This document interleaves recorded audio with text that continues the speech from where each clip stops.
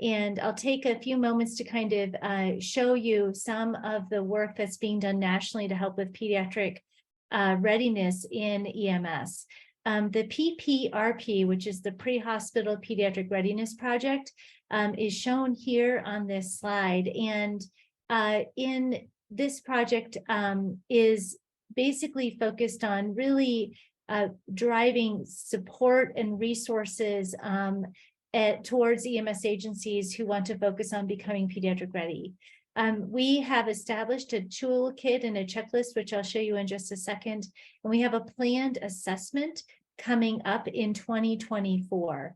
This assessment will be the very first national assessment on pediatric readiness conducted in throughout the country.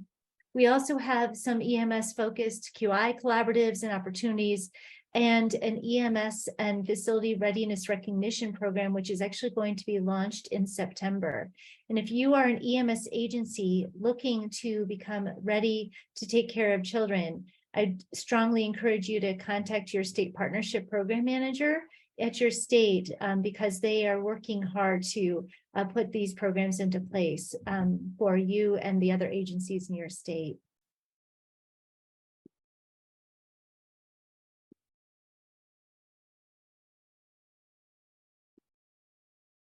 So this shows the checklist and the toolkit. The checklist, the QR code is present there, as well as a QR code for the toolkit. They both are on the EIC website.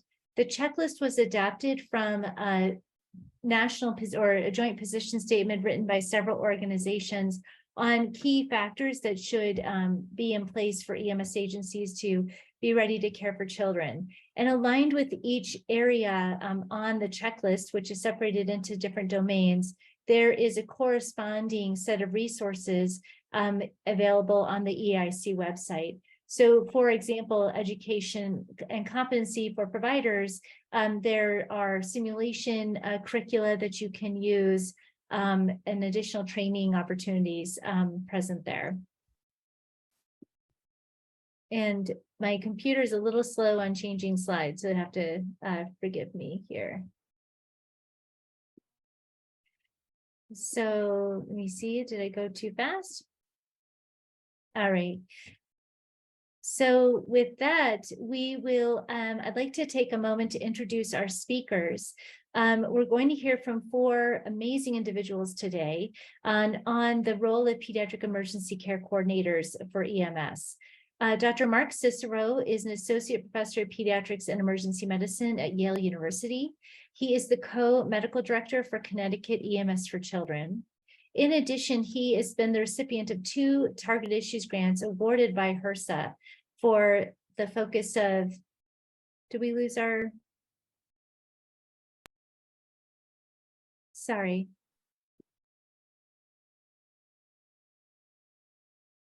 Sorry about the technical difficulties. So he has been the recipient of 2 target issues grants through EMS for Children to work on important issues. The first being a pediatric disaster curriculum for improving pediatric disaster triage. And the second is work that he's going to share today on the role of pediatric emergency care coordinators with a focus on studying their impact in 3 states, in Connecticut, Rhode Island, and Colorado. Julianna Cyr joins us from UNC Chapel Hill, where she is a research instructor in the Department of Emergency Medicine. She is also the recipient of a target issues grant focused on creating process improvement for EMS through PECCs. And we're joined also by Major Robby Milton, who is a PECC for Burke County EMS. He also serves as the Deputy Director and Operations Manager for that agency, and he's going to share specifically work that they're doing in North Carolina. And then we'll round out with Dr. Toni Gross, who is the Chief of Emergency Medicine at Children's Hospital New Orleans in Louisiana. She also received a target issues grant to focus on pediatric emergency care coordinators, and their work has really focused on the development of a large consortium of PECCs across the state. And we thought that it would be a really nice opportunity to kind of share with everyone here today about all of the work being done in 6 different states in our or 5 different states across the US on helping establish pediatric emergency care coordinators and see what they're doing. I'm going to go back and see here. And that takes us to kind of our objectives today. So our goal is that those of you here today will be able to understand the role of pre-hospital pediatric champions or PECCs, emergency care coordinators, identify ways for the PECCs to incorporate pediatric readiness processes, and finally, understand some of the novel processes being developed through these target issues grants by our speakers today. And we'll go back. And again, we get, for those of you here, there will be 1.5 hours of CAPC credit through Prodigy EMS. There will be a QR code at the end of the presentation and an ability to kind of log on and get that credit. And also, when you exit the Zoom, you will also separately receive a survey asking for questions and evaluations of our Zoom. So please take time to provide us with some thoughts and feedback on that. It's really helpful for us for planning future EMSC Day presentations and other resources as needed for EMS. And with that, I will turn it over to Dr. Cicero. Thank you, Dr. Edelgaze, and happy EMS for Children Day to everyone attending. Thanks for spending part of it with us. I'll be presenting some of the background and how we got to where we are in studying PECCs, implementing PECCs, and why PECCs, why pediatric emergency care coordinators or champions are a good idea. And first, I'd like to say they're not such a new idea.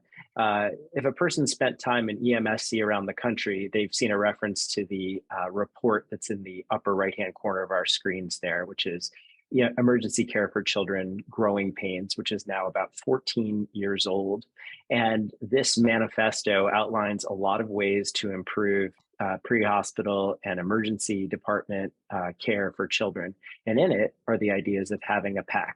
And that is someone who would oversee pediatric care quality, who would do chart review, provide skills training, and be sure that all of the meds, equipment, and supplies that are needed to care for children are available so that pre-hospital care clinicians can do their work and improve the care. To give a little bit of perspective, the president at the time was none other than second George Bush. So it's been some years and a lot has happened since. And thankfully, there's been some progress.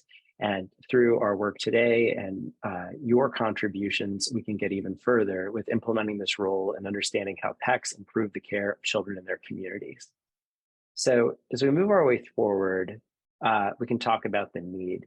Here are some of my EMS clinicians. This is Brantford Fire, who a year ago on EMSC Day were recognized for their contributions to care and the work of their PECC. Some of the benefits outlined in that IOM report way back when included being sure that gaps were identified and looking at the resources needed to care for children, having a relationship with the state EMSC partnership.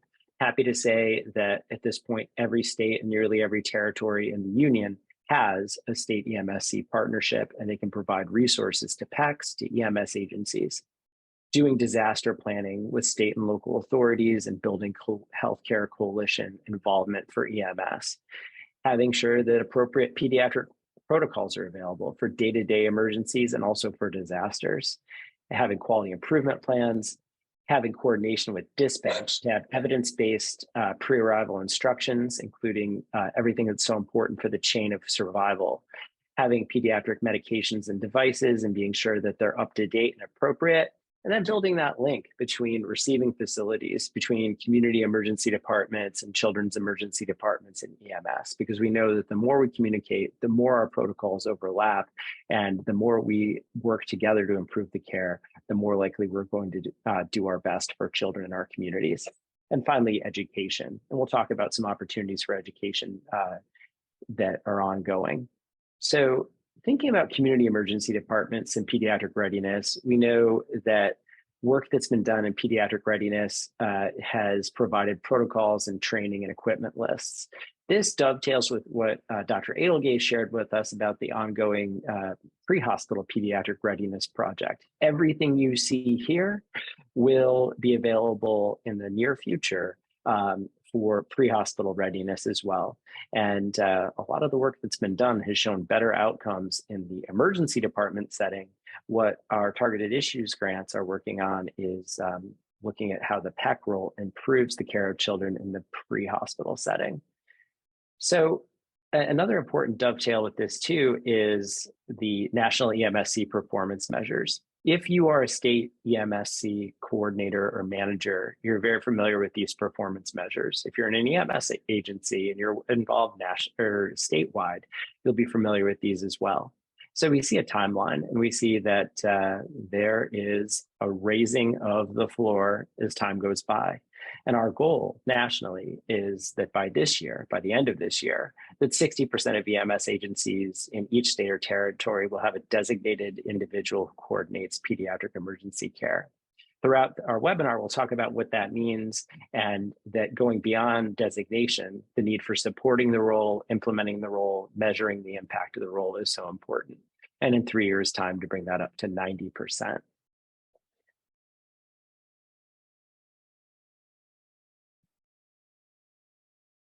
Okay, so beyond designation, our work in Colorado, Rhode Island, and Connecticut looks to measure the characteristics of an effective PECC.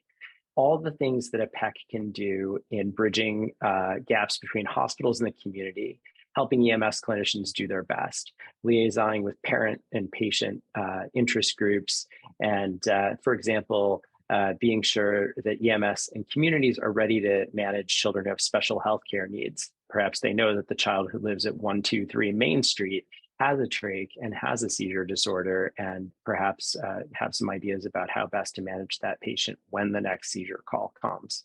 So having the education, quality improvement, equipment, and the communication. We feel that these are important characteristics of an effective PECC and have been working on it in our targeted issues grant.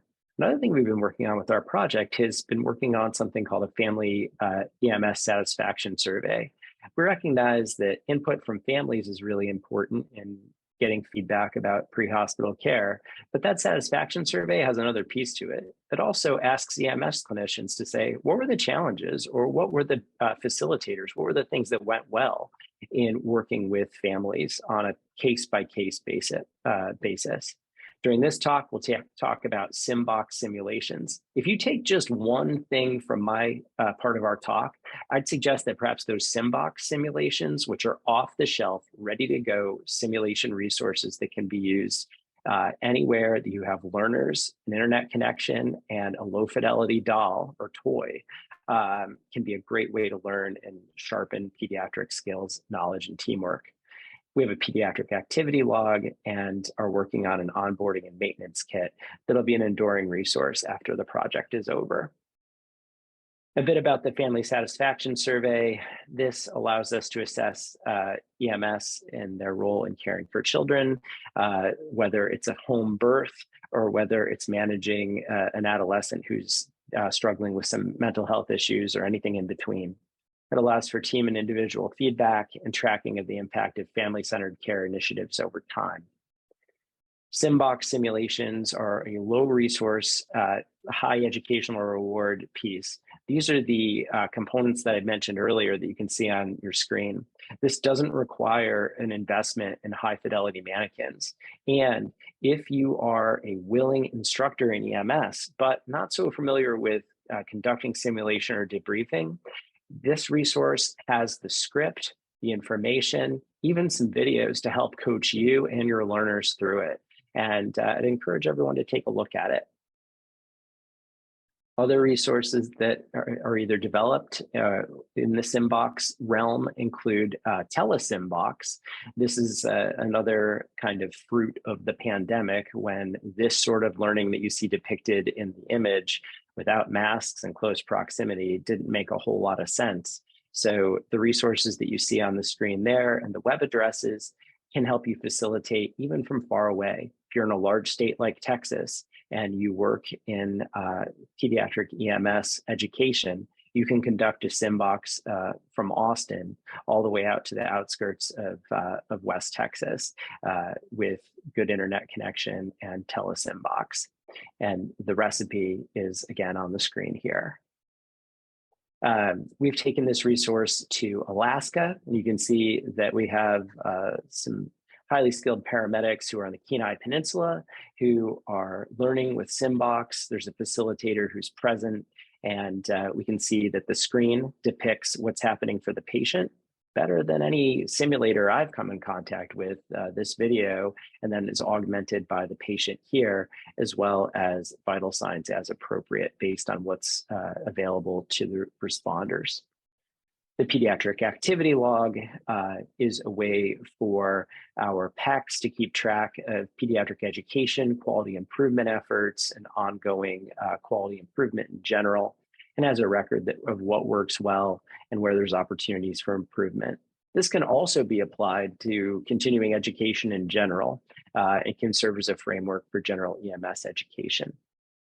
We're going to spend the last part of my portion of this talk talking about models for PECCs. There's a lot of different ways that pediatric emergency champions or coordinators can serve their communities and their regions. If there's an agency in rural Vermont that doesn't necessarily have someone who feels ready to step up as the agency PECC, there can be a PECC who serves as the coordinator for a number of agencies, as the go-to person for a service area with adjacent overlapping service areas. And this can make sense in a low pediatric volume setting, and this person can facilitate training and also partnership and communication among all the agencies in an area. That's one model. Another model is the person who serves as the agency-wide PECC. Continuing with our Vermont theme, in southern Vermont, more populous, more calls from a pediatric standpoint relative to far northern Vermont, is having a person based at one service. They may hold an officer role, they may have a clinical shift reduction, or they may be someone who works just as many shifts as their colleagues, but someone who has a passion for pediatric training, and they perform all the roles that we've discussed. Another way we can think about PECCs in some of our busier agencies might be what's called a shift PECC. There might be a person who's the agency PECC who does the scheduled training in pediatrics and is responsible for pediatric QI. But on a busy shift in, say, a commercial agency, an urban agency, or in an agency that seasonally has a lot of children, say a resort town, it may make sense to have the go-to shift PECC, who's the person who's the pediatric expert during that shift, as a resource for their peers. And it's often been said that if you work in an EMS agency and you're looking around and saying, who is our PECC? A lot of times the person asking that question is by default the PECC. So we hope that the resources that all of our targeted issues grants have developed can help empower and make that role easier and help make it more meaningful for the individual and for the community. So those are three models as we think about PECCs. In our targeted issues grant, we're looking for connections between PECC activity and improved patient outcomes and quality of clinical care. I'm happy to say that our data collection is nearly complete, and we will be providing that information at forthcoming EMS meetings, and look forward to sharing that information with you over the next year. And additionally, we're looking at creating those enduring materials for PECC implementation and having a model for state and individual EMS agencies. And we need to understand better how PECCs can improve their effectiveness, the evaluation of their own work, their agencies, and their individual clinicians, and have some strategies for improvement overall. So thank you for your attention. I'll look forward to your questions as we navigate through the rest of the webinar. And I'll turn it over to Ms. Cyr, to Julianne. Thank you. Good afternoon or evening, everyone. My name is Julianna Cyr, and I serve as a research instructor at UNC Chapel Hill. I am also the co-investigator and program coordinator for our PECC Plus program, or Pediatric Emergency Care Coordinator Plus program in North Carolina. Now, to tell you a little bit about this particular project, we do tackle PECCs in a rural environment, and we have one of the models that was previously mentioned. That model is a one PECC per agency model. Now, our program works with 10 EMS agencies in rural areas of North Carolina, and our project tackles education, performance improvement, communication with ourselves, our PECCs, and their agency members, and we incentivize that participation in our program in order to bring those rural environments access to some more resources. When it comes to this particular program, we designed a dual application process to identify our different EMS agencies. Now, that dual application process was reliant on finding the agency who doesn't have a PECC and finding the PECC in that agency who has a passion and interest in pediatrics and performance improvement. We ask that our PECCs join our program with some level of leadership experience, whether they were field training officers, shift supervisors, held some other role that really showed that they were natural leaders. We also ask that those PECCs come with some experience.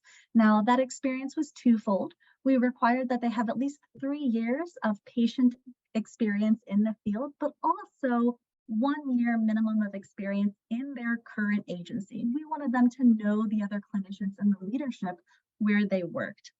We also asked that both the agency and the PECC come with a commitment to engage in the program throughout its duration. Now, the PECC role we did define for our PECCs at the beginning of the program. And what we asked them to do was to review agencies' pediatric calls, to provide feedback directly to their clinicians in their agencies, to promote that pediatric education across the agency, and to attend our PECC Plus program activities. We'll talk more about the education aspect. Now, first and foremost, we developed a PECC website. This was in order to centralize a lot of those resources that we give to our PECCs. We centralized the access to our educational courses, which are online so that anyone could access them in the program wherever they were. And we put up their additional resources that we developed throughout the life of the project. And those additional resources include things like podcasts, interactive PDFs, really materials that our EMS are really asking for on topics that interest them. We also developed what's known as the PECC Summit, which is a day-long in-person EMS conference for just our PECCs in our program. And at that particular summit, we practice the role, we understand the role, we use scenarios to really learn what can I as a PECC do for my clinicians, what kind of resources and support can I offer them. We bring in expert speakers, live, actual people to talk about some of those same topics that we hear our EMS asking about. And we also provide simulations of pediatric cases, an opportunity to not only practice pediatric care as a provider, but also to generate those ideas that interest in what kind of education can I bring back to my clinicians. We'll take a deeper dive into that online education. Online in our central PECC website, we have over 20 courses that talk about pediatric topics. Each of those courses are vetted by content experts and they're reviewed by our North Carolina Office of EMS in order to offer CMEs or continuing medical education credits for our clinicians who use those resources. Within several of those courses, we embed performance measures. Now, our performance measures do come from our North Carolina EMS protocols, so anyone could go back to the protocol and start to identify them, but we also reiterate them in those educational courses. Now, we do that for a particular reason. You can see up on this slide a few examples of some of those performance measures, but we really want to drive home the conversations with our PECCs and their clinicians about what is excellent care. What do we expect from you in terms of performance? So we hit home those performance measures. And not only do we expect our PECCs to have conversations with their clinicians about the good stuff, which we really do emphasize, but we also want to talk about where are those weaknesses? What can we do better? So not just punitive bad, but also what are you doing excellent and what can we keep doing? To reinforce this concept of having those conversations between PECCs and clinicians, we send out alerts through emails. Now, these alerts happen on about a once-a-week basis, and it really tells the PECC what pediatric calls happened lately and what can I go back and review and really have a conversation with some of those clinicians about. To help with those performance improvement measures, we do offer our PECCs access to what we call our performance adherence reports, or our PARs. Now, these reports are accessible online, and they use data from our statewide EMS database to really target what are the performance measures looking like for a particular individual in their agency, so they can compare Joe Schmidt's performance to broadly other paramedics, for example, in the agency, or they could compare all their paramedics' performance to other rural agencies across the state, really to drive that understanding of where's our bar compared to everyone else's bar. In addition to be able to look at just those performance measures, they can actually drill down and see some of those specific cases to say what else happened in this case, what really informed the clinician's decision making when they were working with this pediatric patient. In order to maintain that level of engagement that we have with our PECCs, we offer monthly or bi-monthly meetings on a one-on-one basis with those PECCs. So we'll set up a Zoom conversation, a telephone conversation to do a check-in. And during that check-in, we try to problem solve, we try to identify issues right as they happen. We talk about all the great things that are happening in our agencies, really figure out how our agency's changing over the duration of their engagement in this particular PECC Plus program. In addition, we offer our agencies that $300 monthly stipend. Now, it seems like a little bit of money per month, but we hope that in the end, our agencies will be able to buy some expert time, buy some equipment, really work towards bringing up education for pediatrics in their agency. We have learned a few lessons to date. One of those first lessons is cultural change. We've seen that pediatric care has become more of a hot topic, more of a discussed issue inside the agencies participating in our program. Now, that's not shocking to us. We've also seen that clinician confidence in and readiness for managing pediatric patients has increased. And we've learned this through our check-ins with our PECCs.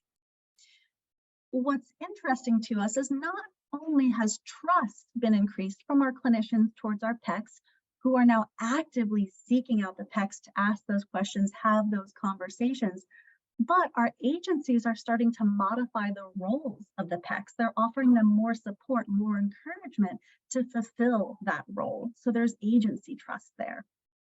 We see that there's much more engagement from PECCs who have a personal interest in pediatrics or performance improvement compared to other PECCs who didn't join the program with such a passion.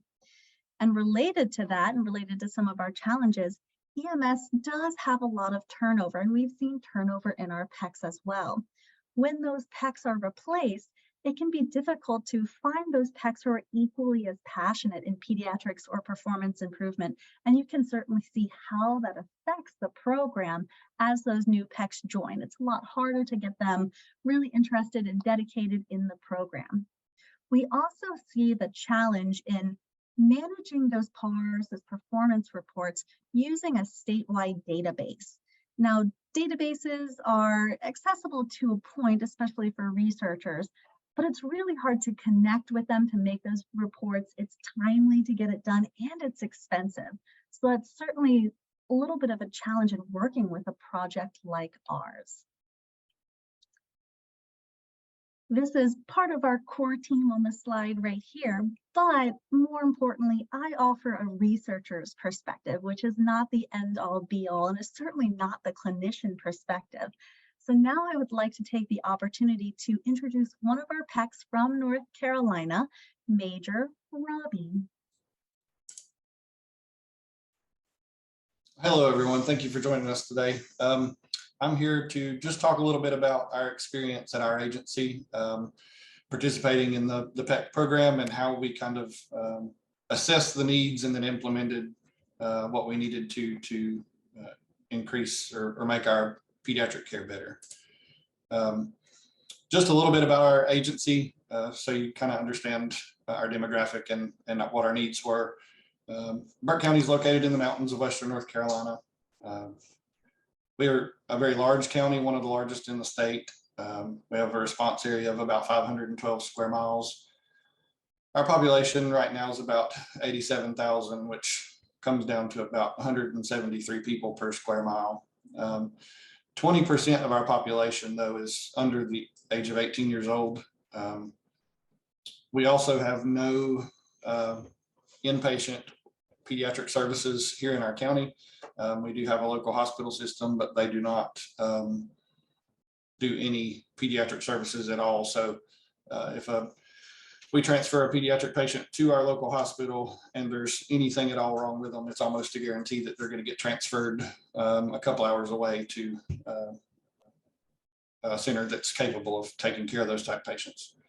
In addition, we also have several large state-owned and local-owned facilities that are dedicated to special needs populations, and some of them are pediatric specific. So we do have a couple of large facilities that house inpatient pediatric patients with special needs. So we run a good bit of pediatric call volume, and a lot of them are just sick patients in general before we get to them. So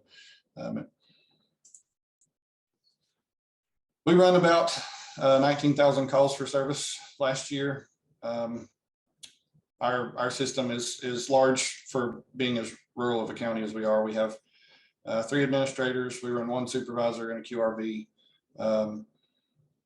Have 8 24/7 ALS units, 1 peak time ALS unit that runs Monday through Friday, and then 1 peak time transport unit.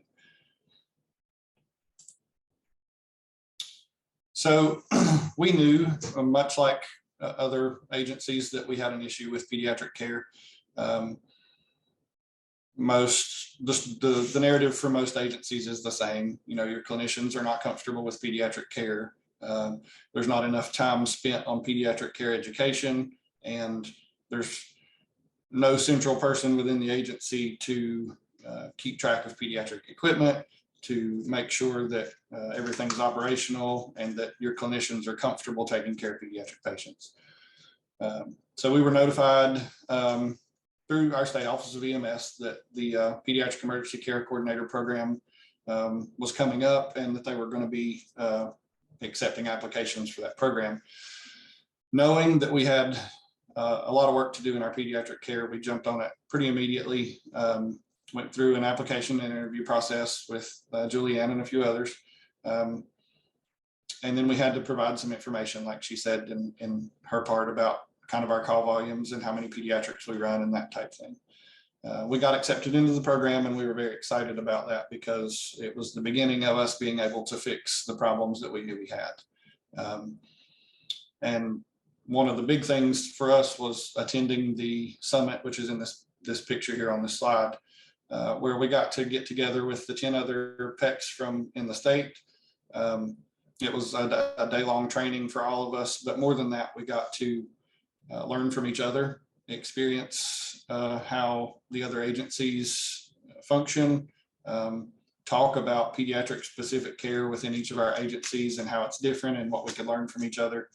And then we got some really good training from Julianne and her team about what a pediatric emergency care coordinator is, how they function, what their purpose is, and really just understand what our roles and responsibilities were going to be.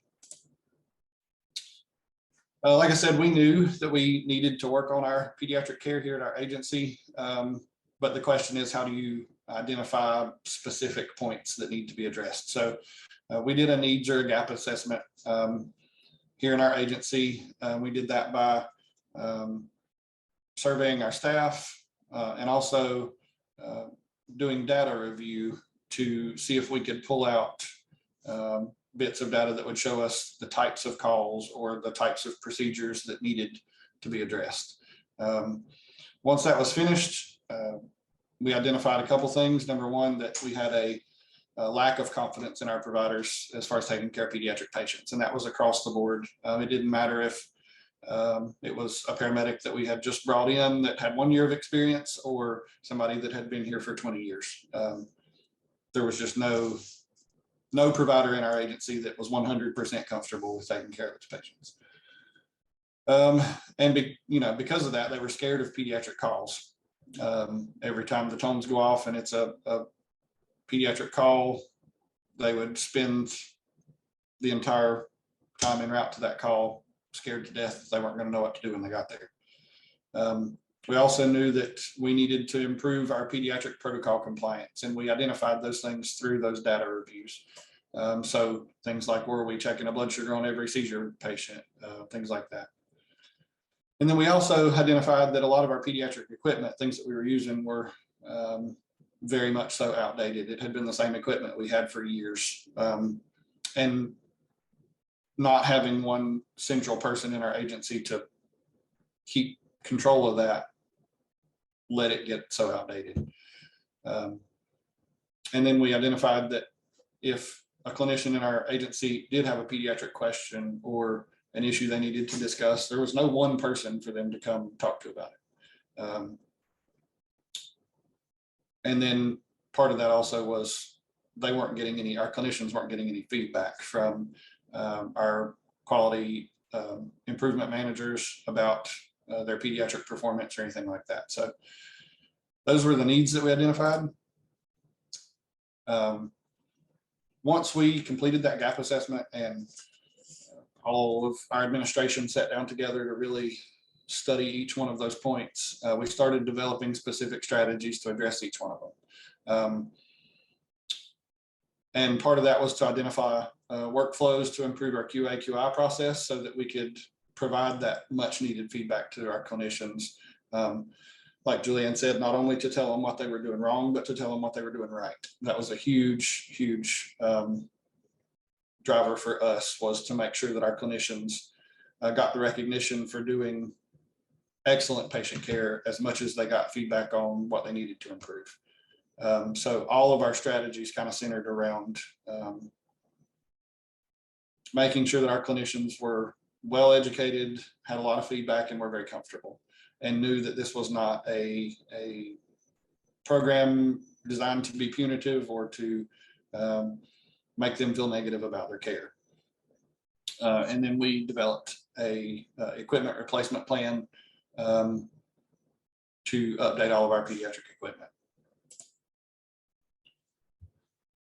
A big part of our PECC program here has been training.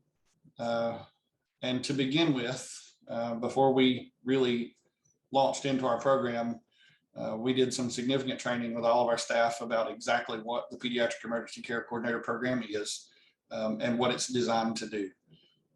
A lot of clinicians who have not worked in EMS long or have never stepped into the management side or the leadership side don't really understand quality improvement or quality management.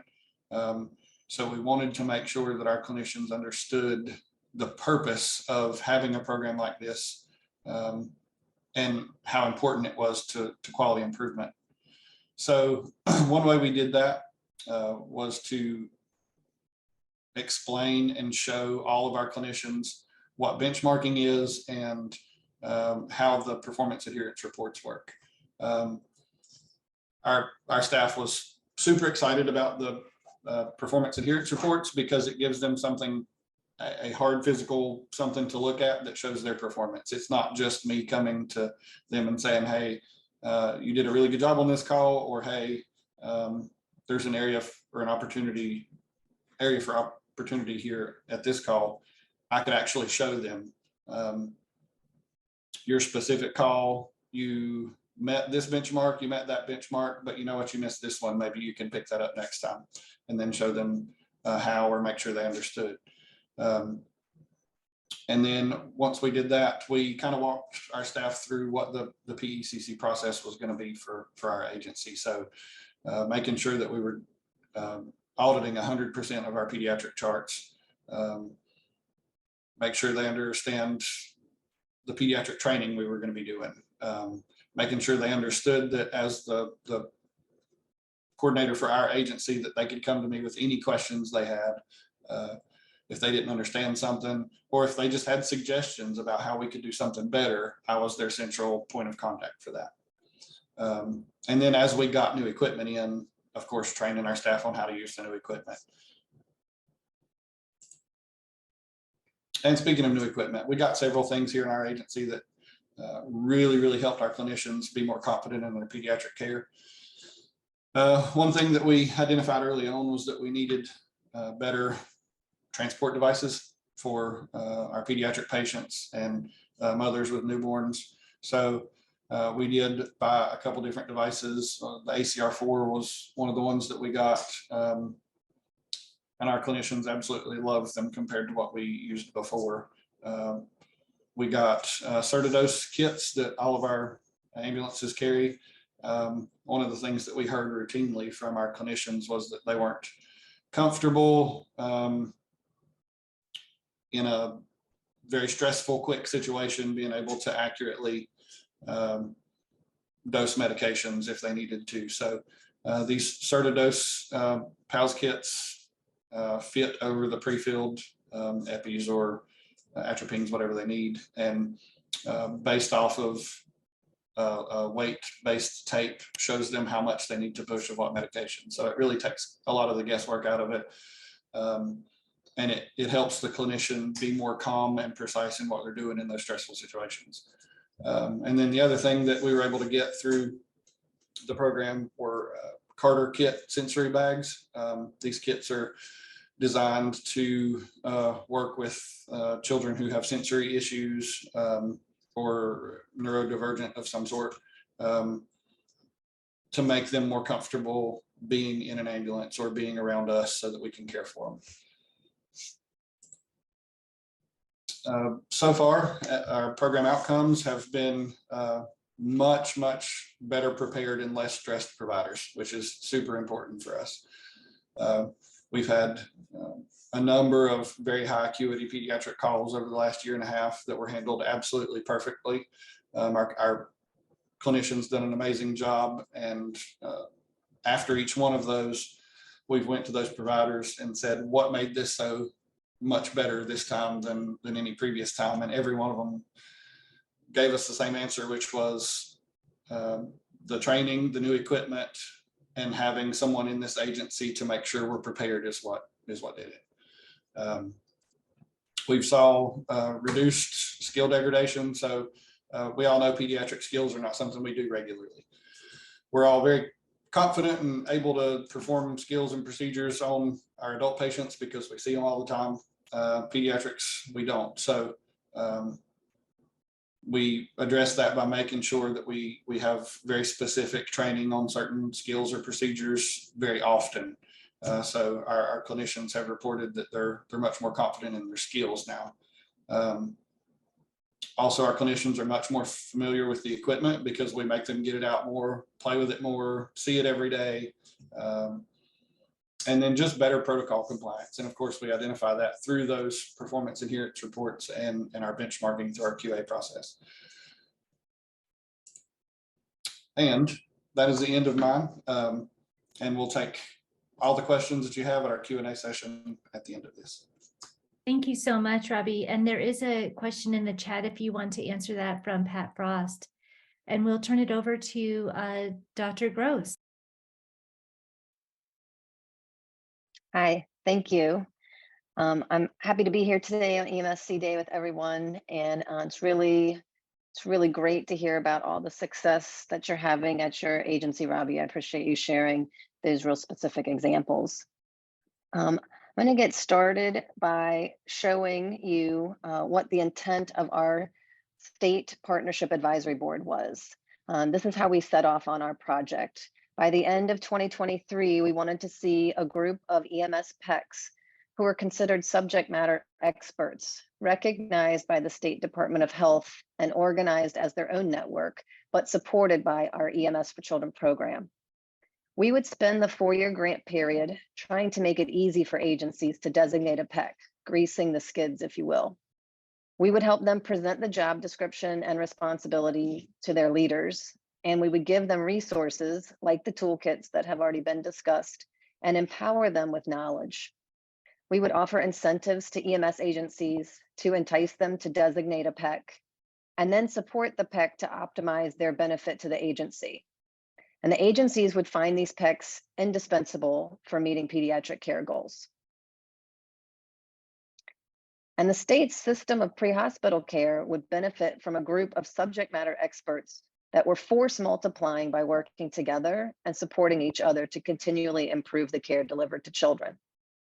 We provided templates for group case reviews, and we plan to bring these to our semi-annual in-person meetings.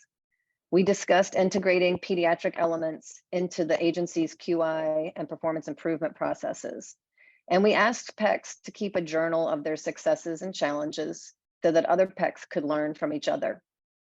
We do monthly virtual pulse check meetings, and that provides a venue to discuss these day-to-day issues, as well as to disseminate new information and offer assistance when needed. Building sustainability also requires that there's an investment in the system by the PECCs themselves. Acknowledgement of PECCs, recognizing them for what they do, and offering career growth are considerations for enticing EMS personnel to keep this going. Building sustainability also requires that there's an investment in the system by those PECCs. Structure can be established by the grant project leaders, as we're doing right now, but accountability must be sustained by the participants. So we started funding PECCs at 3 large agencies in the state. Each PECC and their medical director were engaged to review the guidelines for care of children in EMS agencies and participate in implementing the PECC role at their agency. Early meetings provided evidence-based guidelines for conditions such as seizure and pain management, and the group of PECCs discussed their current protocols, identifying where their protocol may differ from the evidence-based guideline. Understanding the evidence behind recommended protocol changes provided them the platform for recommending those changes to their agency, as well as the knowledge to educate their crews. And knowledge is power, and our goal was to empower PECCs. Our project aimed to create a statewide PECC consortium. We asked these 3 PECCs to tell 2 friends, anticipating that those new PECCs would also tell 2 friends, and we would end up with a network of PECCs across the state through exponential growth.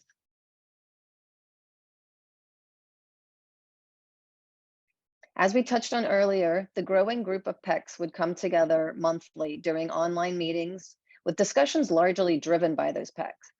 In addition, semi-annual in-person meetings were designed to provide education, review clinical guidelines, do case reviews, and discuss permanence of the consortium. This is very similar to what Robby was describing. Our project team has found that PECCs value these meetings, and word of mouth has helped us to grow the group. Some challenges do include the geographic area of our state. It's about a 5-hour drive from one corner to the other. So picking a central location makes it almost universally inconvenient for the majority of people. And we have found that just picking one corner of the state has worked out better. The team has discussed potentially breaking these meetings into regional meetings once a consortium leadership structure is established. We are also looking for established regional and statewide EMS meetings that we can piggyback off of. And this year we will have a 2-day pre-conference in conjunction with our state's National Registry of EMT meeting. Through our pulse checks and in-person meetings, we have enlisted agencies to send PECCs or individuals interested in becoming a PECC to us. We have several agencies. You can see how we grew the network as these are popping up here. So several agencies from Northwest Louisiana, a few from the North Shore of Southeastern Louisiana, and we're beginning to see uptake in Southwest and Northeast Louisiana. The purpose of the consortium is to create a self-regulating group of PECCs. That purpose is to support, to share learning experiences, and to share resources. For example, our PECC in DeSoto Parish is blessed with a larger budget for training devices, such as mannequins and simulators. And he's able to bring those things to the in-person meetings so that all PECCs get an opportunity to experience that and see if it might be something that they would advocate for in their own agency. Pediatric calls are so infrequent for some agencies that they would not get a chance to review many calls at their tape and chart reviews. But when we do it as a group, PECCs get to learn from the calls that come through other agencies. So members of the PECC consortium right now are recognized by our EMS for Children program with some swag like shirts and patches. Challenge coins are popular. But having laid the foundation, our consortium is now at the point of developing a charter, deciding a leadership structure, and determining how this EMSC state partnership program can support this mission. The goal for the consortium is to govern itself, not to be regulated by the State Bureau of EMS. However, the support and shared resources provided by the consortium will support agencies to participate in a recognition program that could potentially be administered by the state. While individual PECCs are currently given recognition by the EMSC program, the final goal of our project is to establish an EMS agency recognition program. This is to recognize EMS agencies for their pediatric readiness and commitment to improving child health outcomes. This differs from the consortium because we are asking for the Department of Health, both the bureaus of EMS and Family Health, to participate in this recognition program that would carry their endorsement. These types of recognition programs exist in a number of states. Several examples are listed here. These states that are listed as examples currently all have voluntary programs, as in this is not required for ambulance licensure. Some programs are single tier, meaning you have the seal or you don't have the seal, while others have up to 5 tiers of recognition in their program based on the number of criteria an agency chooses to meet. Common areas of focus that are required for recognition are listed on the right hand of this slide. Incentives for participation in a state recognition program involve a decal or sticker that is placed on the agency's ambulances. And for interfacility transport agencies, another potential benefit may be that that agency would become the preferred agency called for pediatric transports. We are just beginning to discuss the EMS agency recognition program at the State Department of Health here. We have a great partnership in Louisiana, though. This photo is from last year's EMS Kids Crew of the Year Award presentation at the state capitol. In the center of this picture is our governor, John Bell Edwards. He's flanked by members of the Shreveport Fire Department who were honored for their excellent care provided to victims of a house fire. In addition, representatives from our statewide trauma program and the EMSC program were on hand. So I thank you for your attendance at this webinar, and I'm going to turn the program back over to Dr. Adelgeist. Thank you so much. It's just really amazing to hear about all the work that everyone is doing at local and statewide levels. And we do have the next half an hour for those that can stay on to ask any questions that they didn't see answered into the chat. If you raise your hand, Casey will be able to unmute you and make it possible for you to answer your question directly. I did want to start with the question around sustainability, and this gets not only to the work that you're doing, Dr. Gross, but also the work in North Carolina. There was a question in the Q&A by Dr. Nelson out of Vermont around how it's possible to use funds to support agencies. And obviously through the Targeted Issues Grant Program, those dollars have been shunted in that direction. But in the absence of that in the future, I'm curious about feedback or thoughts at the state level around any financial incentives to support EMS agencies in being pediatric ready, especially if, as Robby showed, there's actually direct improvement in care with the dashboards that are getting followed.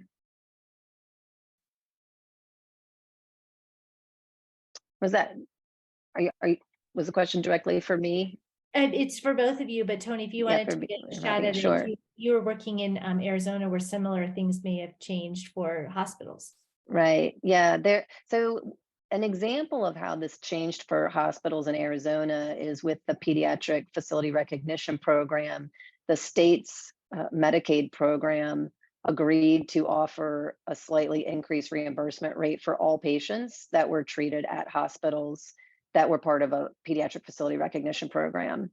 And so I know that we all understand how EMS is currently paid for. And so I have not heard of states that have accomplished something like that. But I think, if we want to set our sights high, that's what we should be thinking of, is that it's almost a pay for performance. And if there are benefits to the program, recognized direct health outcome benefits, that there could be a rationale for increased reimbursement. I think that some other recognition programs have noted, sort of you get more business, but most of us are probably talking about 911 responding municipal agencies. It's not like you're advertising because you want to be called first. You respond because 911 is called, and so I think we're probably going to have to be looking more towards that pay for performance type of model. I'll tack onto that. I've also not heard of a program that currently offers its PECC agencies financial support. I will say that at the North Carolina level, the larger North Carolina EMSC and North Carolina Office of EMS are discussing how can they make a statewide PECC program and what would the rules and regulations around that look like. As the PECC Plus program, we're hoping that they take over some of those same courses and PARs, the resources that we've developed, and use that as sustainable tools. So we've built those reports directly into the statewide database system, for example. The financial part is certainly helpful to the PECC agencies, especially when they're rural, but again, I have not heard of anything further on that end. Awesome. I did fail to recognize that we do have a short video that if everyone can stay on, we'd love to share with the group.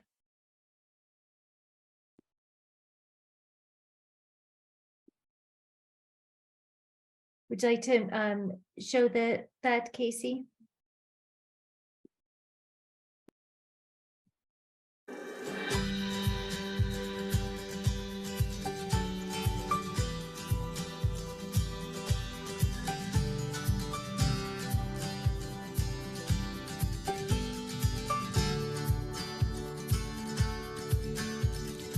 Our theme for EMS Week is Where Emergency Care Begins, and it's very appropriate because EMS care begins with you. We have always had good experience with EMS personnel, and I've reflected on that, and I think the reason is because in those experiences, they've always worked with us as a team. I want to say right now, thank you for what you do. It's not a high-paying job, but the reward's amazing, and every one of you makes a difference. So thank you so much. On behalf of my children, my grandchildren, and everyone else's children, thank you for what you do to take care of them. About 10% of all transports are pediatric patients. And these small changes, whether it be related to safety or how we integrate family centered care into our protocols or how we develop pediatric specific skills and training programs, the impact that makes on children and their families is crucial. I'd like EMS clinicians to know that their work is critical to their communities. Our goal with the Emergency Medical Services for Children program is to ensure that every child, no matter where they live, attend school or travel, receive the best possible care when they need EMS the most. Also, thank all the EMTs.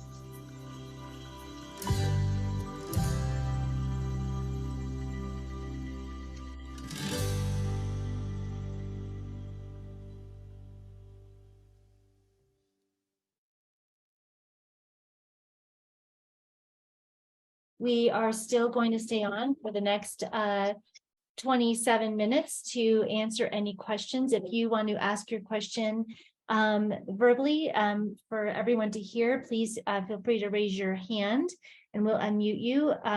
There are questions going into the Q&A that we'll be answering live as well. How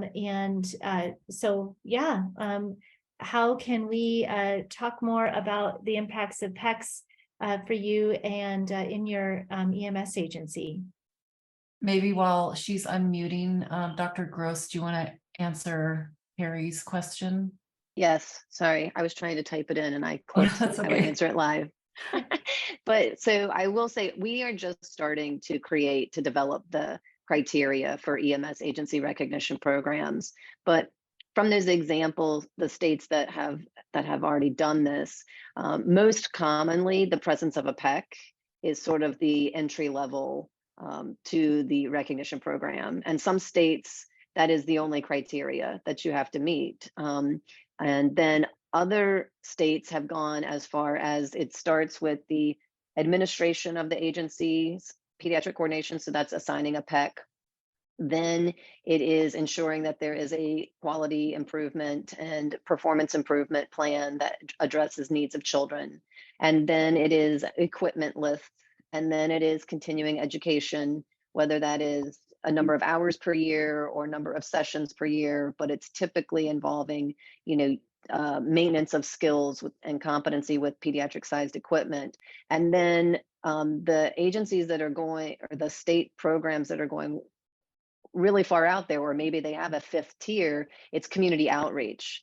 So that would include things like participating in car seat fitting to cars, or CPR training at schools, or for any bystander CPR training. So that community outreach is also a piece for sort of high achieving programs.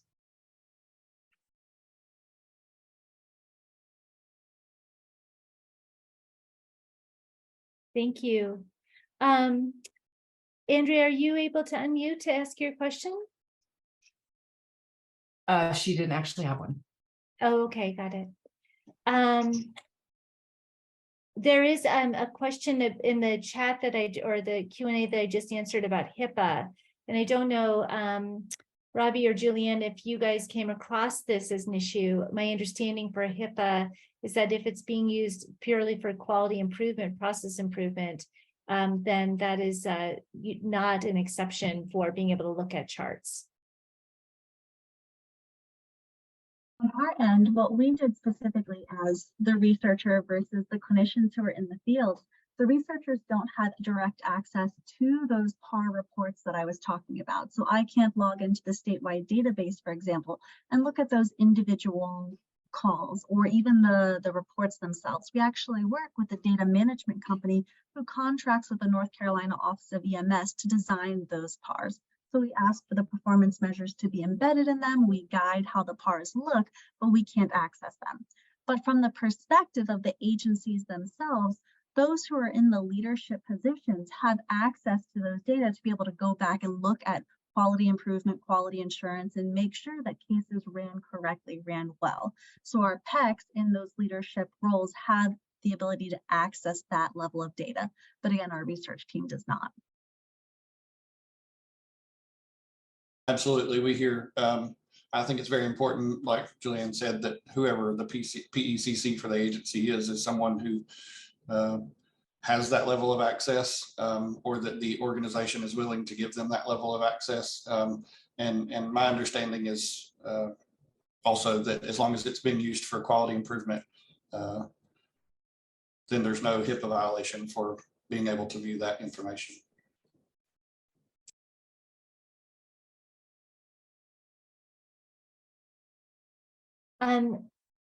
We are answering a few questions in the chat. And there's a question from Tom.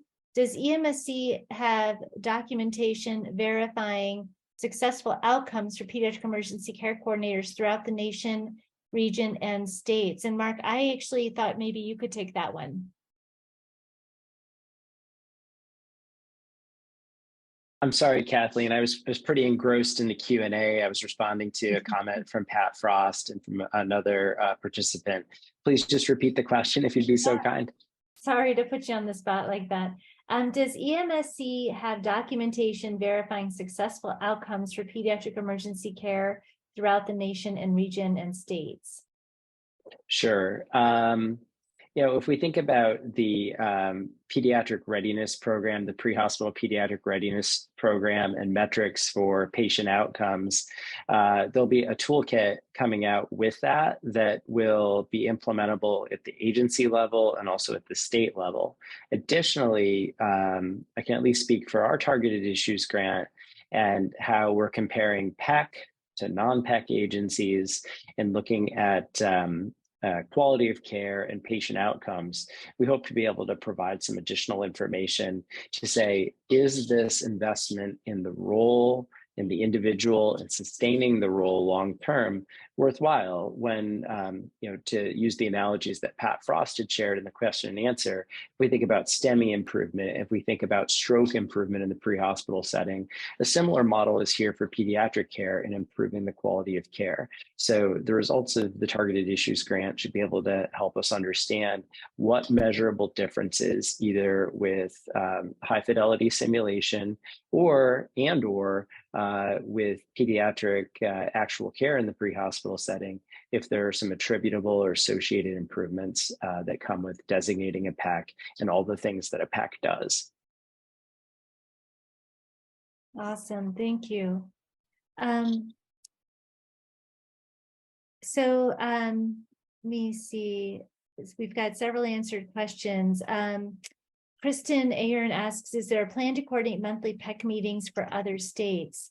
And Kristen, I don't know where you are located, but what I will say globally is that all EMS state partnership, EMS for Children state partnership programs were asked to explore creating an EMS readiness recognition program in their state. So many of the things shown here are examples of where certain states are probably going. And one of the things that might be worth doing is reaching out to your state partnership program manager and inquiring about the any ongoing work in this area in your state.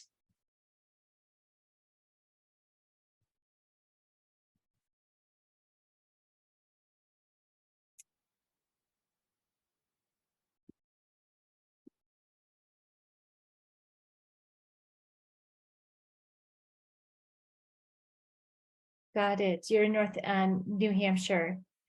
Great. We will reach out to you and to your state partnership program manager about that work. And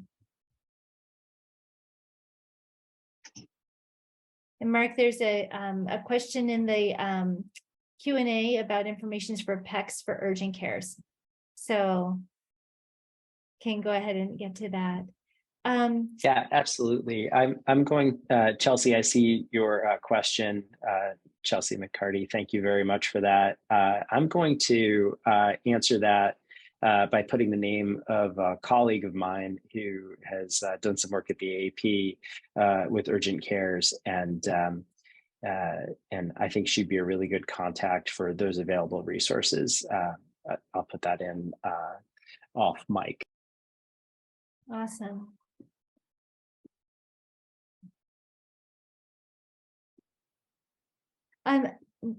Robby, with regards to the work that your agency has done and some of the materials and resources and equipment that you've done or have been able to obtain, have you used some of the money provided to your agency through the PECC Target Issues Grant, for example, Certidose and or those restraint devices, or is that funding that your agency decided to drive in that direction? Yes, we've used some of it for equipment. We've also, when I took on the role of our PECC, I had another full-time set of responsibilities in another position. So taking on this additional position added a lot more work hours to my week, of course. So some of that money was used to support the system in my extra time. Yeah, that makes sense. Have you found for something like Certidose, which is more medication specific with the rarity of giving medications, that there is value added with that, or is it something where you ever run into issues with like medications expiring or things like that? No, the kits themselves have been wonderful for us. When we got them, we trained on them pretty hard, and then put them on the trucks. So I want to say it was somewhere within 3 weeks of us putting them on the trucks, we had a pediatric arrest. And once it was all over, the clinicians both on the ambulance called me immediately and said, thank you so much for putting those on the trucks. It made our life so much easier, so much better. Everything flowed much smoother. And we wouldn't have been able to provide that level of care as quickly as we did if we had not had them. So it's added a lot of value to our clinicians and what they're doing. And it's been used several times since then. So I think it's added a lot of value to our system. Awesome. A couple of people have brought up some of the questions around the liaising between PECCs in EMS and PECCs in hospitals. And I didn't know if any one of you wanted to take a stab at that, how to kind of build that relationship and or, support how that relationship could be synergistic. I think we're trying to work on getting PECCs in hospitals and work on getting PECCs in EMS agencies. And so there may not necessarily be a overlap for many places, but. Mark, go ahead. Yeah, I'd be happy to just give an example from here in Connecticut. We have a community hospital, Milford Hospital, that saw some opportunities to improve their pediatric readiness. Meanwhile, two of the EMS agencies that often transport pediatric patients and care for pediatric patients who are bound for Milford, meaning Milford EMS and Stratford EMS, saw some opportunities to align their protocols, to do some combined education. They're looking into doing simulations for high-risk situations for pediatrics that include drowning and anaphylaxis, where the simulation starts out in the field, and then the patient is transported to the community hospital. And, and this has all been arranged ahead of time. And the two PECCs work together and do the debriefing together. And it also kind of greases the groove as far as EMS handoffs and ensuring that the emergency department team is ready to receive that information, is attentive to it. So one example of how PECCs in the two settings can work together and improve the chain of care. Yeah, I can add on to that. Oh, go ahead, Robby. I was just going to say, to add on to that, our agency being so rural and our local hospital system not having any inpatient or pediatric services, once we established our PECC program, the emergency department director from our emergency department actually did contact me and say, you know what, let's get together and talk about what your capabilities are and what our capabilities are. And they also wanted to look at what new equipment we were putting on the trucks, so that everybody has a cohesive understanding of what our capabilities are, because most pediatric patients here do get transferred to a secondary facility. So there has been a lot of coordination, at least in our agency, with our local department about it. Yeah, I mean, that's excellent. Hospitals oftentimes learn from EMS agencies. So they may learn from you that the Certidose system is something they want to use in their emergency department if they're not seeing a lot of kids either.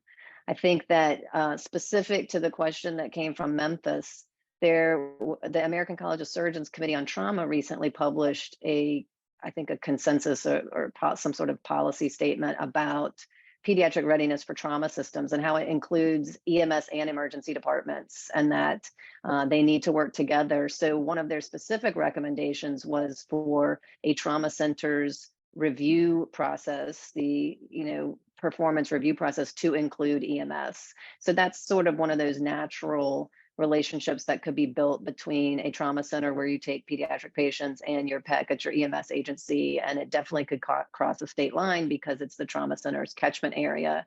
I sort of look to that as being one of the responsibilities of the trauma center to reach out to EMS, but it also is an avenue that if you're the PECC at that EMS agency, when you reach out to the trauma center, you can now let them know, like, this is going to be required of you on your next ACS site visit. So we might as well forge the relationship now. Yeah, I think that is in the new guidelines book that the agency or hospitals have to be pediatric ready or do an assessment. So I think that it'll be a really lovely way to kind of start to merge those efforts. For some of you who need to go and don't have any further questions, you can leave at any time. You're not required to stay on. But we just wanted to make sure that since there was a whole host of information that would take the full hour to share, we wanted to make sure there was an opportunity for getting people's questions answered before the end of the meeting, before the end of the webinar. So that's why we're staying on for this extra time.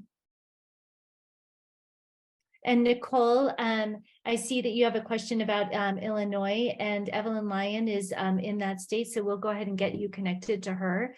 She has been the state partnership program manager in Illinois and involved with Illinois EMS for Children for 2 decades. So.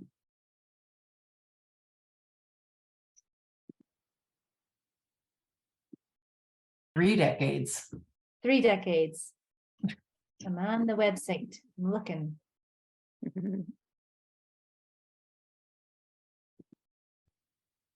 I've got it, Kathleen. I'll post it in. Oh, great. Thank you. While we're looking for questions, and I'll give a shout out to Illinois, which, as far as I know, was the first state partnership project many years ago now to do facilities designation. So thank you, Illinois, for being one of the leaders in this space. There may be a state out there that got started earlier, correct me if I'm wrong, but Illinois has definitely been a pioneer.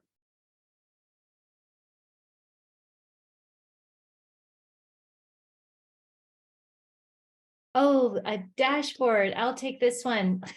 Thank you for asking that, John. So I believe that there's probably opportunities to work with ESO directly around this, obviously through the PAR work that Julianna has done and Robby has done. So I'll let them take over. But I did want to let you know that there is work underway to create a list of NEMSIS data fields that are pediatric specific for use as a dashboard. And so we hope to have that finalized list of NEMSIS fields by the end of June or early July to be made available to EMS agencies. And so that will at least help agencies nationally. It's going to use the national data set. So if there are specific state variables that your state captures, you can add that to this list, but this dashboard is going to just have all the state variables. And then Julianne, do you want to take that? That's a wonderful question. So we've had a lot of work with ESO around developing these PARs that are built around North Carolina performance measures. Now, again, those are performance measures that exist inside of our statewide protocols. But that's not to say that that same kind of work can't be recycled for another state. So if you are interested in getting ESO to work with your agency or work with your state, depending on what your setup is, I think that's distinctly possible. I will say that from our perspective, that was the most costly piece, was working with ESO to build those reports. But knowing that they've done extensive work around it, potentially a negotiable term.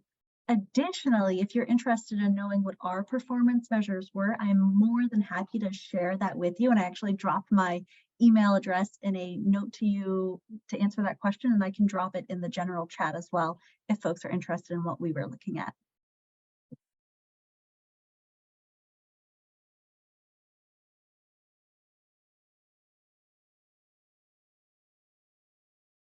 There's also a question about systems such as Certidose and HandHeavy, and obviously we are not, those are proprietary systems, so we don't necessarily advocate for any specific system over others.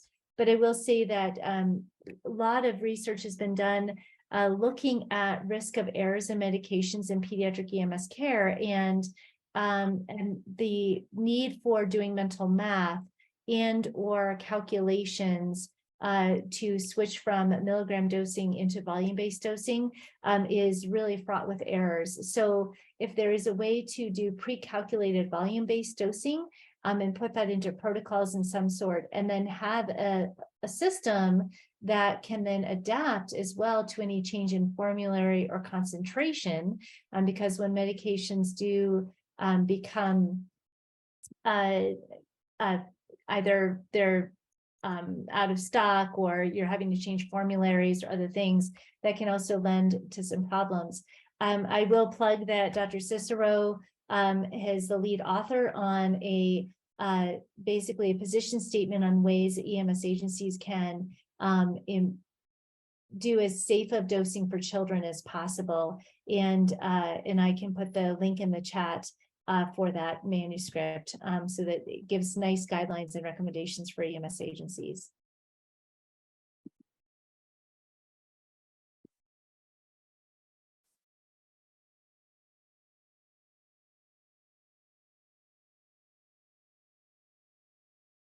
And does anyone want to answer Lauralee's question around non-emergency transport companies, particularly one that's designed to transport children with special needs?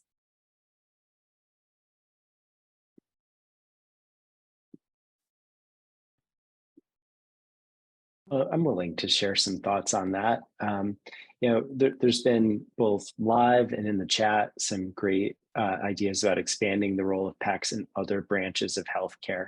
And for a non-emergency transport company that transports both adults and children who are in need of medical transportation, I don't know of any such transport agency that has a PECC, but I think it's a great application of the PECC idea. Someone who helps demystify the pediatric specific needs for care and those sorts of transportations and can ensure that the right education, equipment, protocols exist. I think that a lot of what we talk about in acute EMS response would apply to this kind of model too. Maybe others who are participating here have some firsthand knowledge of PECCs and interfacility transport or non-emergency transport companies.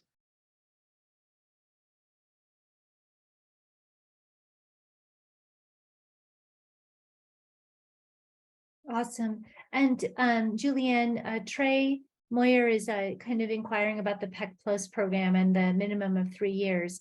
Is that going for the PECC Plus program? Is that going to be a continued requirement, or are you expanding, around people who may have less experience, but this is an opportunity for them to have career growth and get more involved?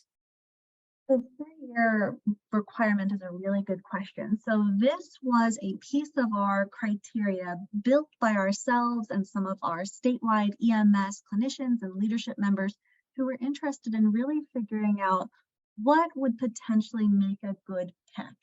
And one of those criteria was having to work in the field for a minimum of 3 years. That gave our potential PECC the right kind of experience, time in the field, knowledge of working with pediatric patients, and knowledge of working with crews. So that was one criterion for a PECC to join the project. Now, that being said, the PECC Plus program is closed to new agencies because we are working with those 10 rural and 2 suburban agencies who we didn't even mention for this particular program, but that is a closed program. Now, at the conclusion of our project, we do hope to be able to release some of those items that we built, those educational courses, those PARs, for everyone across the state to be able to utilize. So they'll be released to the North Carolina Office of EMS to be able to use as they see fit, potentially for a statewide EMS PECC program.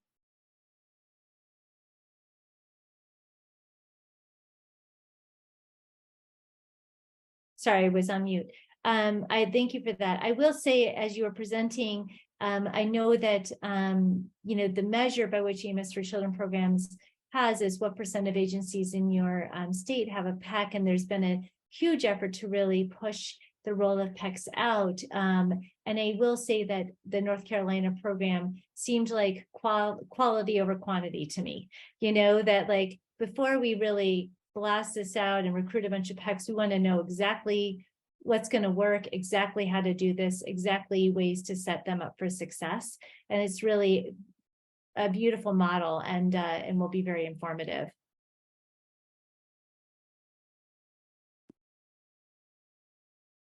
Are there any other questions? We're at the top of that half an hour. And so we do have a Zoom link at the end when you leave, and we'll ask you to just complete an evaluation. I feel like we had 34 questions answered and 1,000 chats. And so it was really nice to be able to see such a nice engagement and response across everyone who was able to be on the call today.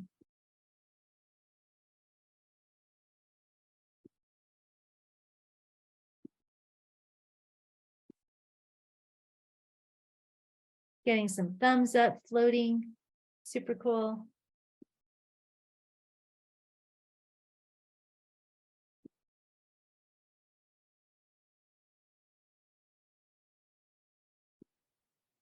All right, so you closed it out, Casey.